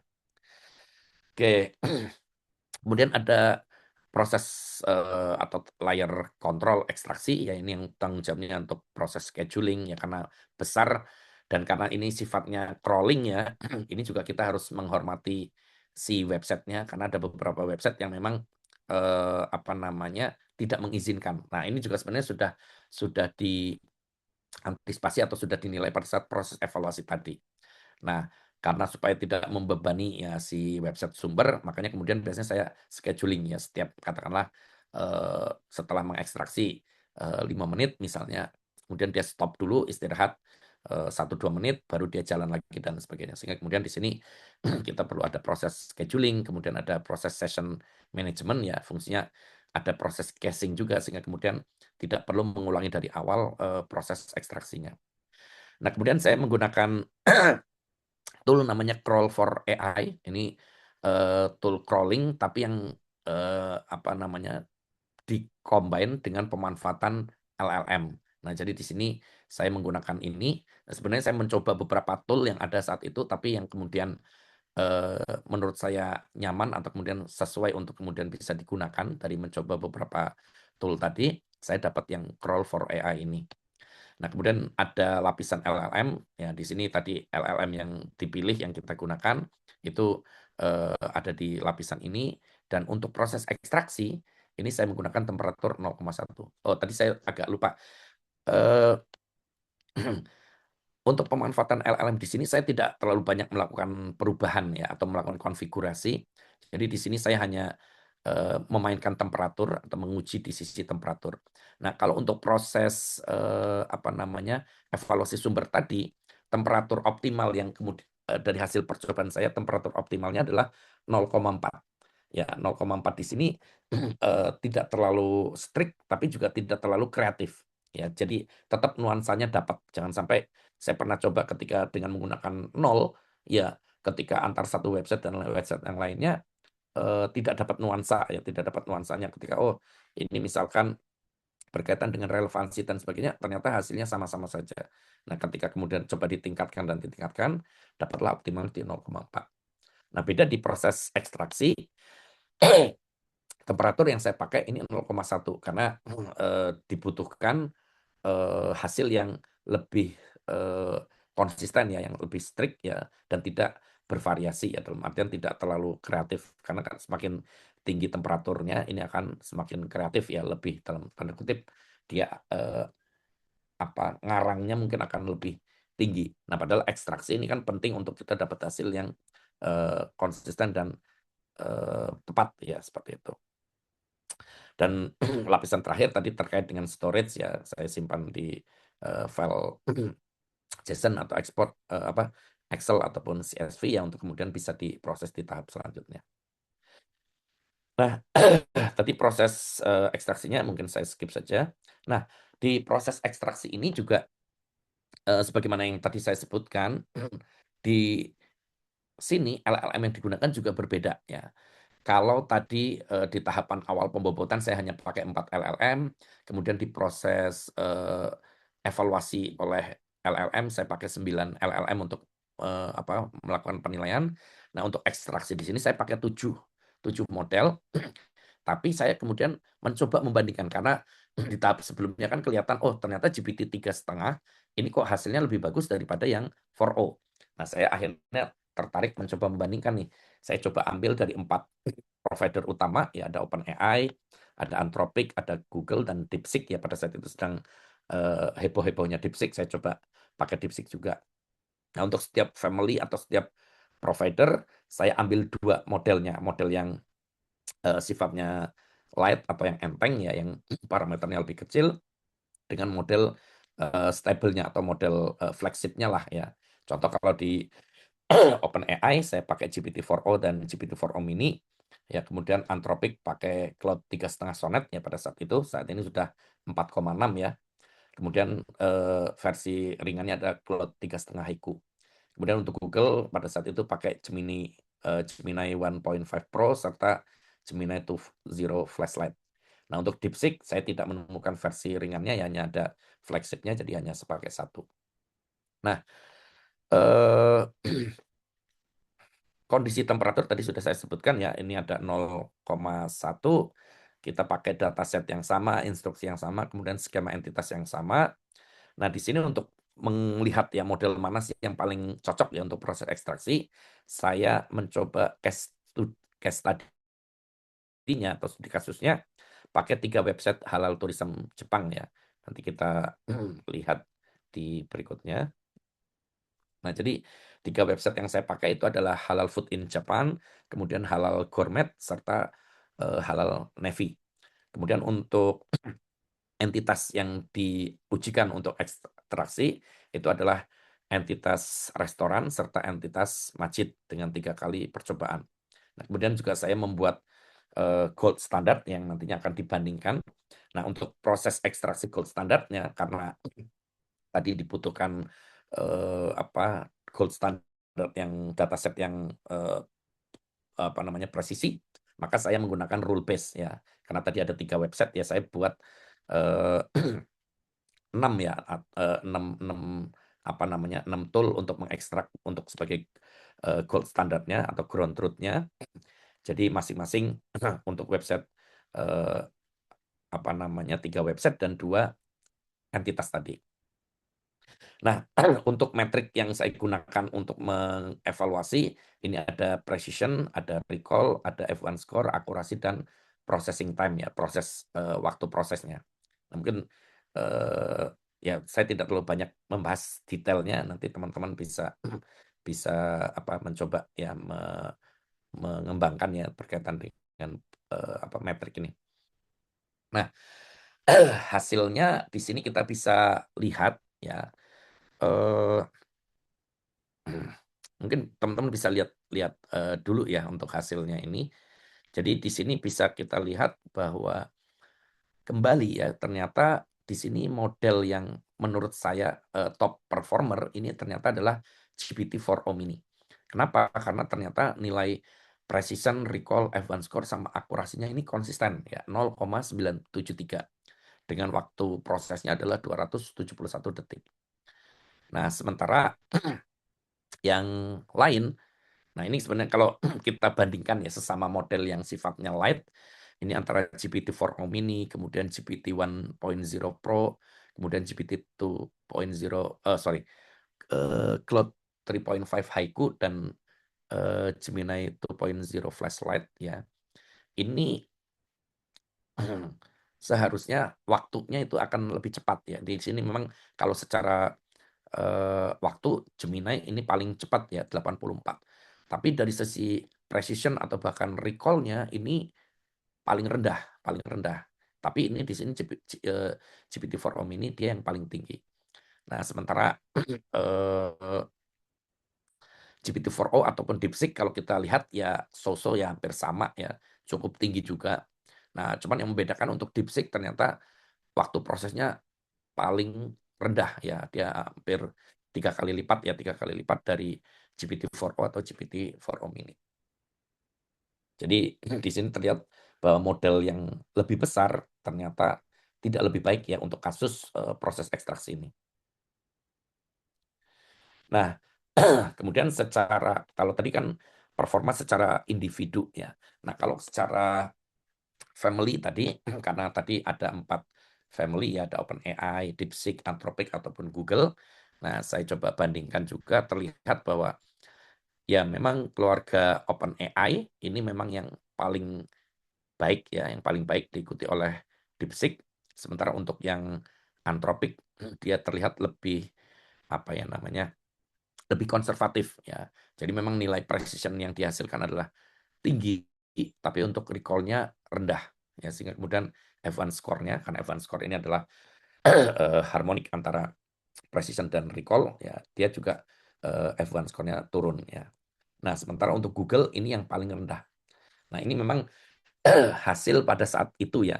Saya belum membandingkan katakanlah dengan kondisi sekarang, karena kalau kondisi sekarang secara umum yang banyak dibicarakan atau kemudian yang banyak digunakan itu adalah Anthropic ya, Claude ya, Anthropic atau Google juga sekarang banyak digunakan.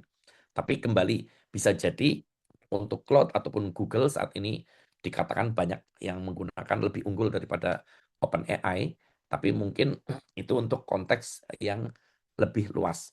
Nah, sementara untuk konteks ekstraksi ini mungkin kalau kita cobakan tetap OpenAI, tapi memang saya belum mencoba sendiri. Nah, mungkin kalau teman-teman ada yang tertarik ya untuk mencoba, ini bisa dilakukan. Nah, kemudian juga Pak Hendrik, oh ya, Pak Hendrik, ya masih 5 menit lagi, kan ya. 5 menit ya. Oke. Saya coba cepat aja ya. Jadi tadi ini secara performa. Nah, ini juga dari hasil ekstraksi ini kita bisa melihat ternyata dari 3 website tadi yang paling mudah untuk diekstrak itu adalah Halal Nevi, sementara yang paling sukar itu adalah Halal Gourmet ya. Ini coba lihat teman-teman, hasilnya negatif ya untuk Halal Gourmet. Tapi kalau untuk GPT-4 Om ini dia tetap relatif stabil ya untuk semua jenis website ini atau website ini. Sementara untuk jenis entitas juga demikian ya. Nah, kemudian tadi ini trade-off kualitas dan kecepatan sudah terlihat ya, GPT-4o Mini yang paling unggul. Ya, meskipun secara kecepatan GPT-4o ini lebih cepat daripada GPT-4o Mini sebenarnya, tapi tadi secara stabilitas itu GPT-4o Mini yang paling unggul. Nah, ini stabilitasnya tadi GPT-4o Mini yang paling tinggi. Nah, itu tadi proses evaluasi. Berikutnya baru kemudian dari hasil evaluasi tadi kita melakukan proses ekstraksi yang sesungguhnya. Jadi ini contoh, ini hanya ilustrasi ya dari HTML mentah dari websitenya, kemudian kita ekstrak menjadi data yang terstruktur dengan struktur JSON. Nah, ini adalah sedikit gambaran pemilihan model yang sesuai untuk kebutuhan kita di konteks yang sudah saya sebutkan tadi. Nah, ini mungkin sedikit yang bisa kita simpulkan dari penelitian ini, hal praktis yang mungkin bisa kita ambil. Jadi untuk proses ekstraksi tadi kita bisa menggunakan temperatur 0,1, kemudian untuk evaluasi sumber pakai 0,4, dan kemudian GPT-4o Mini ini yang sweet spot ya, yang paling performanya paling bagus.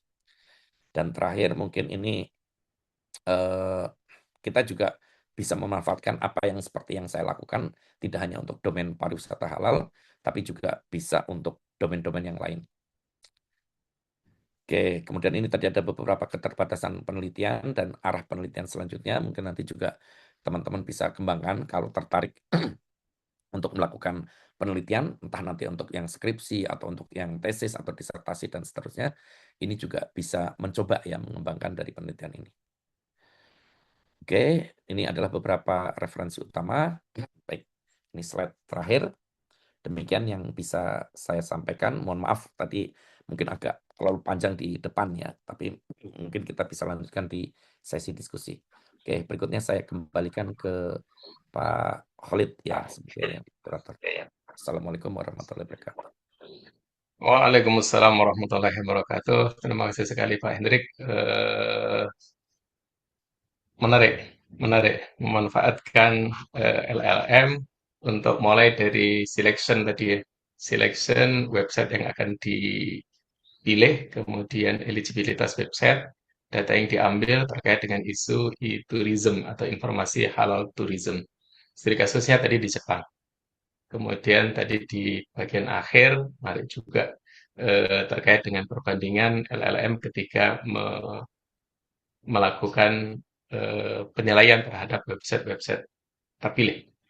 Baik, teman-teman peserta sekalian, banyak hal yang bisa kita diskusikan, apa yang disampaikan oleh Pak Hendrik tadi. Secara spesifik kita akan bahas mengenai bagaimana LLM itu bisa kita gunakan untuk melakukan ekstraksi. Barangkali teman-teman punya pertanyaan atau curhat barangkali ya terkait dengan kalau mau melakukan riset tertentu, pemanfaatan data, baik data itu ada di online maupun data ada sudah di tangan kita, bagaimana LLM itu memiliki peran dan sangat berpeluang kita gunakan sebagai tools untuk melakukan analisis itu. Nah, banyak hal yang bisa kita diskusikan. Baik, silakan teman-teman jika ada pertanyaan bisa disampaikan langsung open mic. Monggo, Izin Bapak, silakan. saya bertanya. Baik, silakan. Ini dengan Mas. Saya Vito Anargi ya Pak dari Universitas Islam Indonesia. Oke, silakan. Sebelumnya mohon maaf ya Pak, saya belum berkenan menyalakan kamera karena memang kondisinya tidak kondusif. Oke, silakan. Ya, tadi kan dijelasin ya Pak, bahwa LLM tuh digunakan untuk mengekstrak informasi dari web gitu menjadi data. Nah, saya penasaran, ada nggak sih Pak cara untuk melihat gimana model menentukan informasi mana yang dipilih? Misalkan, ada nggak sih pendekatan-pendekatan menggunakan kayak saya sendiri kan sedang meneliti di bidang explainable AI, Pak. Nah, itu bisa nggak sih kita menggunakan explainable AI untuk memahami proses ekstraksinya gitu, Pak? Baik, Segitu aja, Pak. Ya. monggo langsung ke Pak Andri. Dari Langsung Mas jawab Vito. ya. Oke, baik Mas Vito. Ya, ini nah ini memang apa namanya? Kalau saya lihat arah penelitian lanjutan ya berkaitan dengan pemanfaatan LLM ini ya arahnya memang ke explainable AI. Seperti yang tadi saya sampaikan, umumnya ketika kita bicara apa tentang AI, ini kan kita seperti melihat black box. Kita nggak ngerti sebenarnya AI ini, si LLM ini kerjanya seperti apa sih. Nah, tapi di ke depan kita ada kebutuhan eh, apa namanya supaya AI ini bisa bekerja yang bisa dipertanggungjawabkan dan kemudian juga bisa dijelaskan. Makanya kemudian penelitian terkait explainable AI ini juga saat ini sedang berkembang ya. Tadi termasuk tadi nih proses apa namanya proses ekstraksi atau evaluasi website itu kita bisa melihat ya berusaha untuk melihat proses di dalamnya itu seperti apa. Ya meskipun kalau secara teknikal kita tahu bahwa LLM ini kan bekerja dengan menggunakan apa namanya prediksi atau probabilitas ya istilahnya. Pemiripan, ya, Pak. Tadi bisa jadi tergantung dari konteks data yang apa namanya yang dia pelajari atau yang kemudian dia dilatihkan untuk itu. Tapi untuk tadi untuk eh, apa namanya Mas Vito tanyakan ya berkaitan dengan explainable AI ini menurut saya akan sangat menarik ya kalau kemudian bisa bisa apa namanya digunakan atau kemudian menjawab tadi sebenarnya apa sih di balik itu sehingga kemudian dia bisa menghasilkan mungkin tadi ekstraksi yang katakanlah tadi GPT-4o ini hasilnya ternyata lebih baik ketimbang yang GPT-4o yang apa notabene dia lebih lebih model yang lebih apa ya yang lebih parameternya lebih banyak lah ya istilahnya atau lebih baik ya secara teori ya, seperti itu mungkin itu Mas. Baik, terima kasih Bapak Baik, Hendrik atas jawabannya. baik, Mas Vito, terima kasih. Saya juga penasaran sebenarnya ketika memanfaatkan AI dengan AI itu algoritma model-model yang dipakai di belakangnya itu bisa berubah yang tadi black box ya, antah antah berantah gitu. Tapi sebenarnya ada nggak sih? Ini menindaklanjuti Mas Vito tadi, memperdalam aja ya. Sebelum kita masuk ke pertanyaannya Mas Muhammad Aris, Pak Hendri, ketika kita menggunakan tadi kemudian LLM tertentu, model tertentu, bisa nggak kita membandingkan itu dengan dapur yang dipakai oleh tadi? Black box itu kita urai, sehingga ketika kita melakukan ekstraksi dengan beberapa LLM itu, lebih dalam analisisnya, oh kenapa kok ini lebih lambat? Mungkin karena menggunakan eh, black box tadi bisa kita dapatkan dari rilis-rilisnya mereka dan seterusnya itu. Ada nggak pengaruh-pengaruh metode-metode perubahan version LLM masing-masing tadi terhadap akurasi angka-angka itu yang dihasilkan? Nah, memang kalau tadi di proses apa namanya evaluasi saya saat itu memang saya tidak menggunakan metode yang apa namanya menggunakan model LLM yang terus berurutan misalkan pada saat evaluasi misalnya pakai yang 3,5 kemudian apa namanya menggunakan katakanlah awalnya menggunakan 7 model kemudian digunakan lagi 7 model enggak seperti itu. Jadi saat itu pemilihannya memang lebih ke intuitif saja karena tadi saking banyaknya model sehingga kemudian saya coba tertarik. Makanya kemudian di setiap proses saya mengujikan kembali, membandingkan kembali setiap modelnya untuk kemudian melihat mana yang terbaik. Nah, itu yang kemudian setiap model yang terbaik yang baru saya gunakan untuk real di kasus saya. Jadi memang agak sulit tadi kalau Mas Vito tertarik katakanlah untuk menguji secara black box ya ini tentunya eh, maaf menguji apa namanya explainable ya explainable-nya apakah bagaimana melakukan penjelasan terhadap cara kerja yang atau apa yang sedang dilakukan oleh si tadi, ya itu mungkin bisa seperti itu. Oke, baik. Terima kasih. Masih banyak sekali peluang Mas Vito untuk kita gunakan sebagaimana yang disampaikan oleh Pak Hendrik tadi. Kita lanjutkan, barangkali ada yang open mic. Sebelum open mic, barangkali ini ada pertanyaan dari Muhammad Haris Jinuri di chat. Izin bertanya, Pak Hendrik, apakah pendekatan scraping biasa yang kemudian hasilnya diperbaiki oleh LLM menghasilkan output yang sama dengan crawl for AI seperti yang Bapak gunakan? Atau justru ada perbedaan pada kualitas dan konsistensi data yang dihasilkan?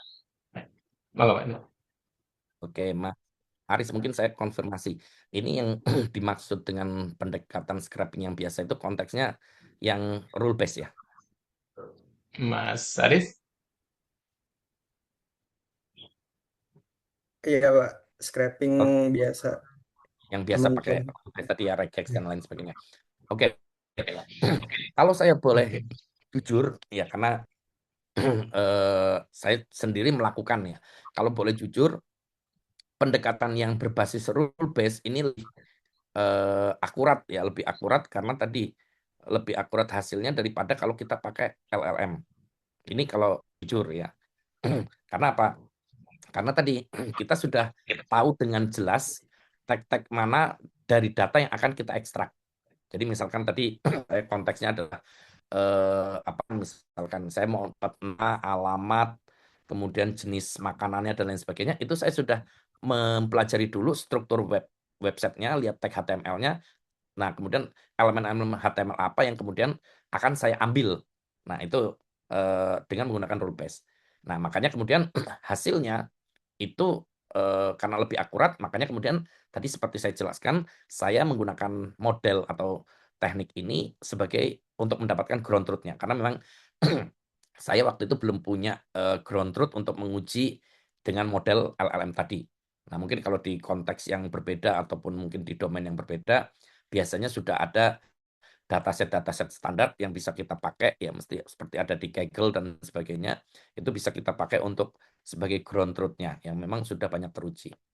Nah, kemudian kenapa kemudian kok kalau lebih teliti atau kemudian lebih akurat dengan model yang rule based tadi, kok kenapa kita tidak pakai itu? Ya, ya tadi kembali ke problem awal ya. Kalau karena di konteks saya mungkin nanti websitenya akan sangat banyak. Kalau saya harus satu persatu membuat rule untuk setiap website, ya, atau kemudian untuk setiap entitas yang berbeda, nah ini kan prosesnya akan lama karena saya harus meneliti satu persatu struktur websitenya. Nah, kadang memang ada website yang dia seperti HTML, tapi ternyata dia dirender dengan menggunakan JavaScript dan lain sebagainya. Yang ini kemudian juga menyulitkan, ya seperti di halal gourmet itu, halal gourmet juga strukturnya memang agak rumit ya dan seterusnya. Sehingga kemudian LLM pun itu yang secara modelnya banyak tidak konsisten hasilnya atau kemudian hasil F1 score-nya juga tidak terlalu baik ya seperti itu. Jadi kalau apakah ada perbedaan kualitas ya tentu saja ada ya, tentu saja ada.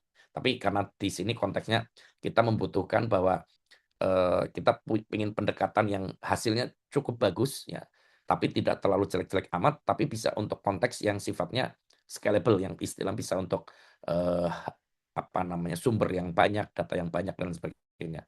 Yang mana kalau kita pakai dengan menggunakan tadi model berbasis aturan tadi, ini tadi ada kelemahan websitenya kalau dia berubah dan sebagainya, tentu aturan atau tool ekstraksi kita menjadi tidak bermanfaat lagi.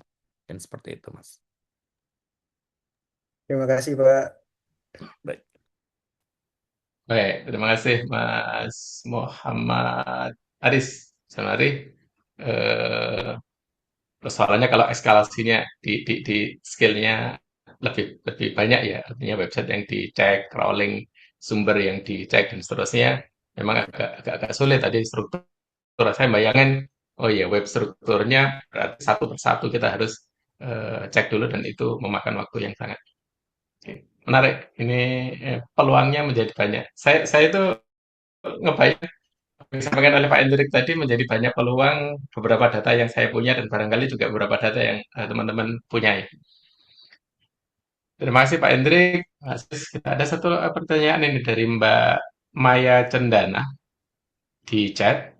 Saya ingin bertanya Pak Hendrik terkait dengan aturan etika crawling, scraping data dari website. Apakah pengambilan data seperti ini ada aturannya Pak? Dilindungi atau bisa melanggar etika dan seterusnya barangkali. Moga Pak. Baik, ya. Jadi untuk berkaitan dengan proses crawling ya sebenarnya kan eh, ya sebenarnya ada pro kontra yang kalau dari yang saya pahami. Jadi sebenarnya kan eh, di web ini sendiri ya sudah disajikan dalam bentuk publik, tapi dia tersaji dalam bentuk yang tadi tidak bentuk HTML dan lain sebagainya. Ada beberapa website yang secara umum dia melakukan restriksi ya biasanya dia setting di .ht access ya kalau nggak salah, nanti mungkin teman-teman bisa koreksi kalau salah, yang mana kalau dia merestriksi ini maka biasanya dia akan merestriksi Google ya seperti Google dan lain sebagainya untuk melakukan crawling dan lain sebagainya tidak bisa. Makanya di tool evaluasi website saya di kompon apa namanya di kriteria aksesibilitas, satu yang dilihat pertama kali ketika ngecek suatu sumber itu adalah tadi dia ngecek ke HT aksesnya apakah dia punya API ataukah dia punya apa namanya, kalau punya API kan akan lebih mudah saya bisa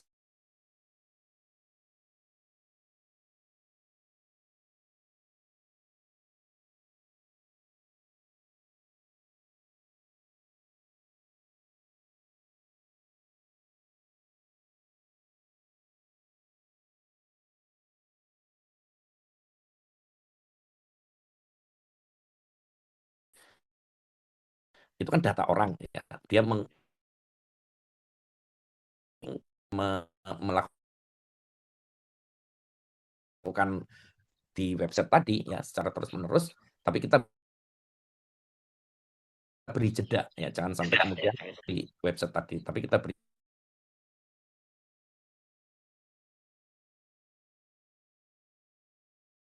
jeda, misalkan tadi setiap kemudian lagi dan seterusnya.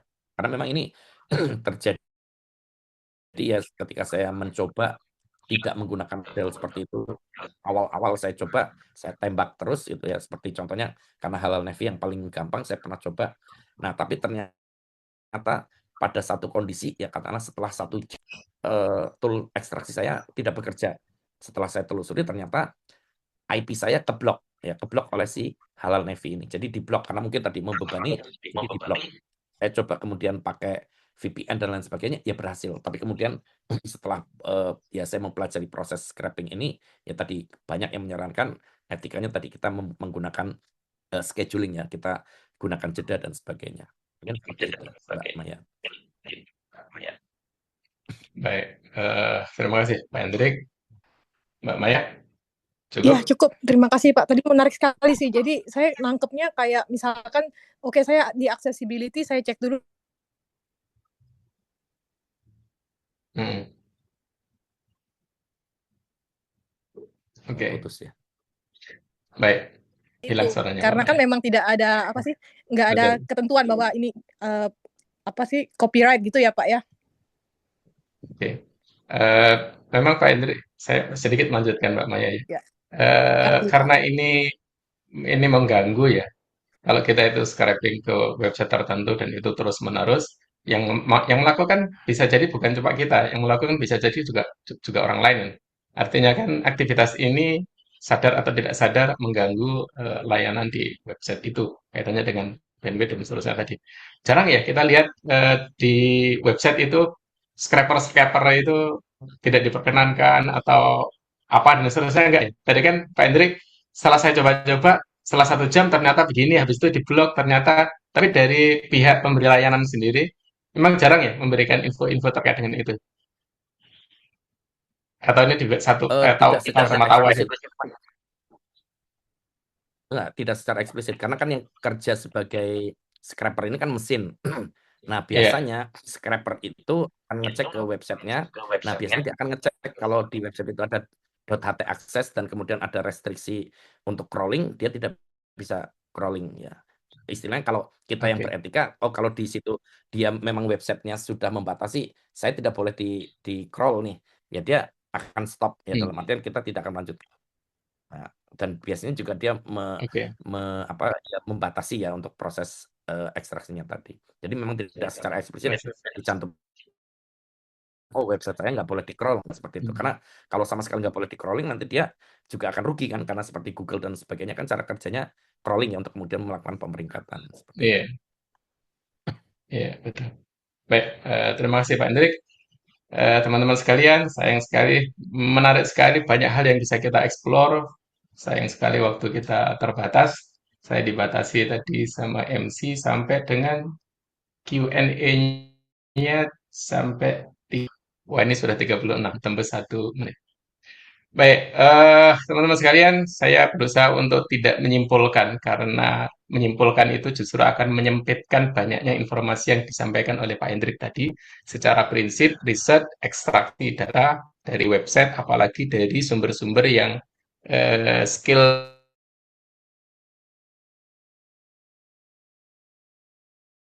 luas, kalau kita lakukan mau dan seterusnya. Meskipun secara akurasi bisa kita kendalikan. Nah, LLM bisa berpeluang kita gunakan dan Pak Hendrik sudah menunjukkan hari ini penggunaan LLM itu juga bisa dilakukan dan sudah meluluskan beliau S3 itu kan sudah teruji. Sehingga kita di berikutnya juga sangat berpeluang bisa menggunakan ini. Kalau nanti ada yang bisa dieksplor lebih dalam, ditanyakan ke Pak Hendrik langsung ya, bisa melalui email hendrik@uii.ac.id. Gitu nggih. Baik. Demikian kira-kira yang bisa saya dampingi dari Pak Hendrik. Terima kasih sekali Pak Hendrik, banyak sekali informasi yang diberikan, banyak pengetahuan yang dibagi. Saya yakin sedikit atau banyak yang disampaikan oleh Pak Hendrik, terutama saya itu banyak sekali tadi, memicu banyak hal yang bisa kita tindak lanjuti di berikutnya dan mudah-mudahan kita bisa mengimplementasikan di dalam studi kasus kita masing-masing. Dari saya sepanjang saya mengawali Pak Hendrik ini, saya salah khilaf, saya mohon maaf. Barangkali ada yang kurang, saya juga mohon maaf. Kalau ada kesalahan kata dan seterusnya, saya juga mohon maaf. Kita akan ketemu barangkali di pertemuan-pertemuan berikutnya yang lebih produktif dan lebih baik lagi. Terima kasih Pak Hendrik, terima kasih teman-teman semuanya. Saya kembalikan lagi ke pembawa acara. Dari saya akhiri. Assalamualaikum warahmatullahi wabarakatuh. Waalaikumsalam. Waalaikumsalam warahmatullahi wabarakatuh. Baik.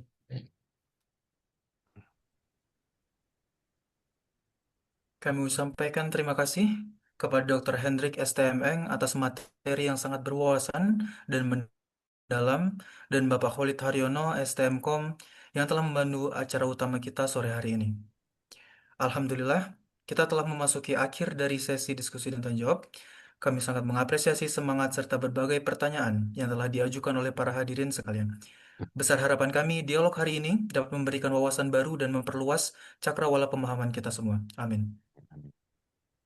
Sesuai janji kami dari awal acara, terdapat apresiasi berupa saldo e-wallet masing-masing senilai Rp100.000 bagi 3 peserta dengan pertanyaan terbaik yang tadi telah menyampaikan pertanyaan mereka masing-masing.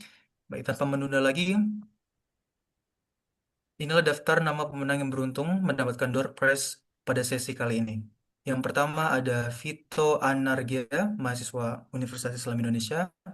Yang kedua ada Muhammad Aris Jainuri, mahasiswa Universitas Islam Indonesia. Dan yang ketiga ada Maya Cendana.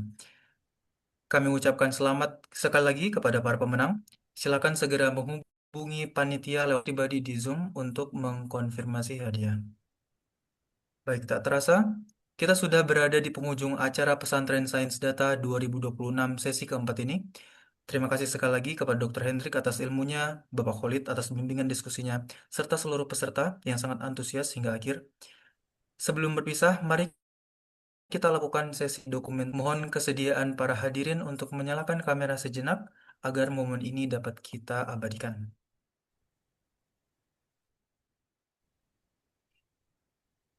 Saya hitung dari 3. Untuk pose pertama, 3, 2, 1. Baik, sekali lagi. 3, 2, 1. Oke. Terima kasih atas partisipasi dan kerjasamanya. Demikian, berakhirlah seluruh rangkaian kegiatan Pesantren Sains Data 2026 pada sore hari ini. Saya Alfi Akbar Ramada, mewakili seluruh panitia Pesantren Sains Data 2026, pamit undur diri. Wassalamualaikum warahmatullahi Waalaikumsalam wabarakatuh. warahmatullahi Waalaikumsalam. wabarakatuh. Makasih Pak Pamit. Hendrik, Pak Khalid, Gracias. Mas Pak Alfi. Tata. Kasih Sama-sama. semuanya. Oke, sama-sama. Pak Hendrik.